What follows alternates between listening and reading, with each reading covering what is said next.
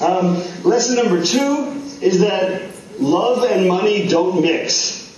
That one is also personal advice. Love and money don't mix.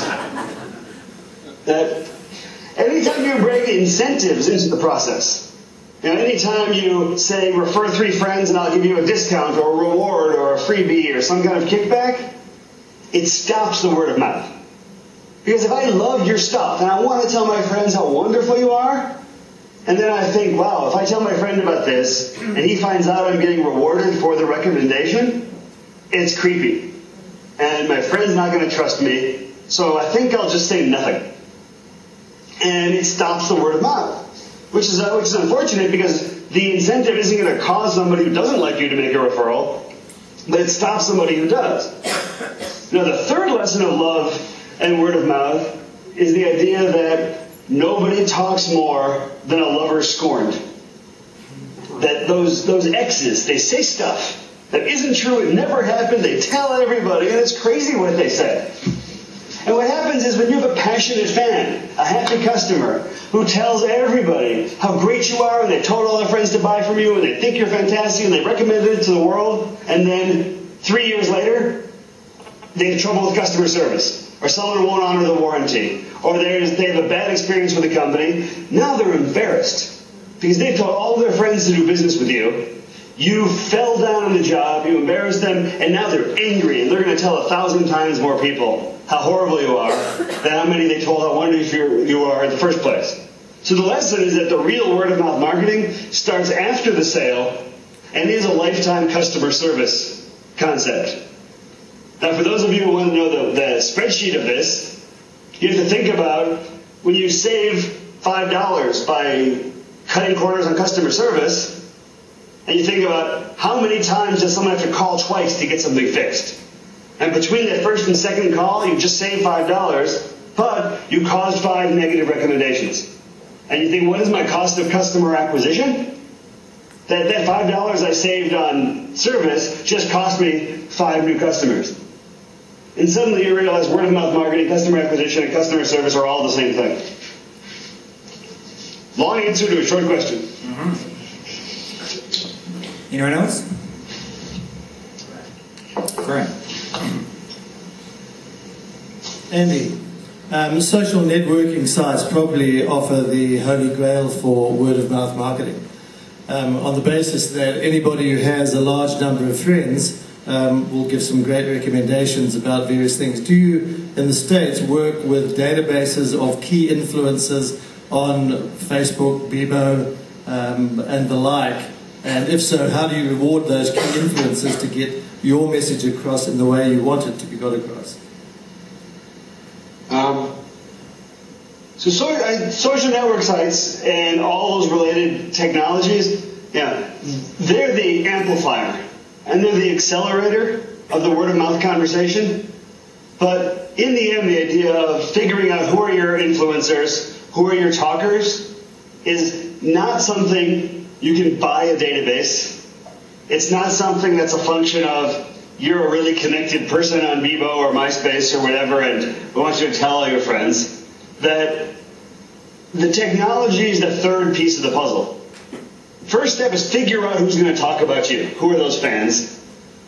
Second, figure out the topic, the thing that they're going to get so excited and tell everybody. And then, if they're on a social network, all the better, because you get scale, and you get reach, and you get speed.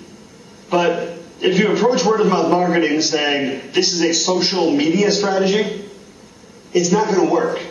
Because just because it's on Facebook, just because it's on MySpace, doesn't mean anybody cares to talk about you. You've got to think about those motivations. So what makes somebody want to share me with all of their social network friends? They want to do it because I've done something that makes them feel smart or important. I've given them some inside information. I've given them a video that no one else has seen. I've given them a discount that only they have.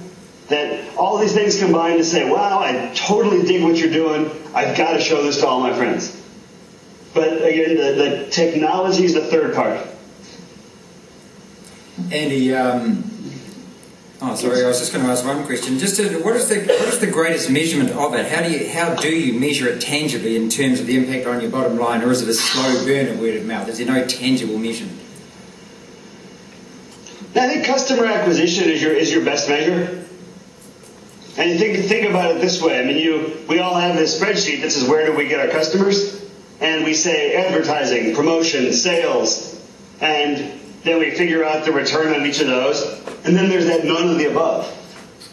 And if we look at all that other stuff where we get customers from that's usually free, that's our word of mouth measure. And we realize, wow, we're getting 10 or 20 or 50% of our business. We've always gotten it for free through word of mouth referrals, and we spend no effort to get it. What if we actually invested in it and worked on it and built it up? We realize the numbers are very compelling. And a simple way to think about that is if you've got a good tell a friend form on your website, so they can email a friend and say, come back to this page. That if that friend clicks on the message, comes back to the page and buys, that lead is worth just as much as a lead you would have paid for, let's say, in a search engine. Except it's free, and it probably converts at a higher rate because it comes with that personal endorsement friend.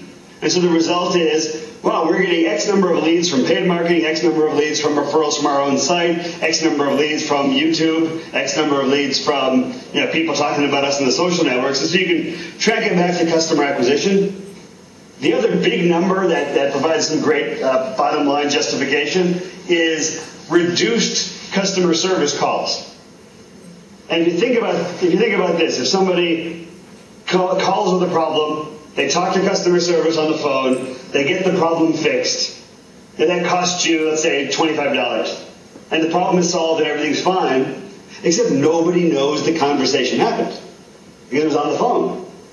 If the exact same complaint is on a blog, and you use the exact same customer service person to solve the problem in writing, in public, every future reader of that blog post gets the solution, which means they don't call.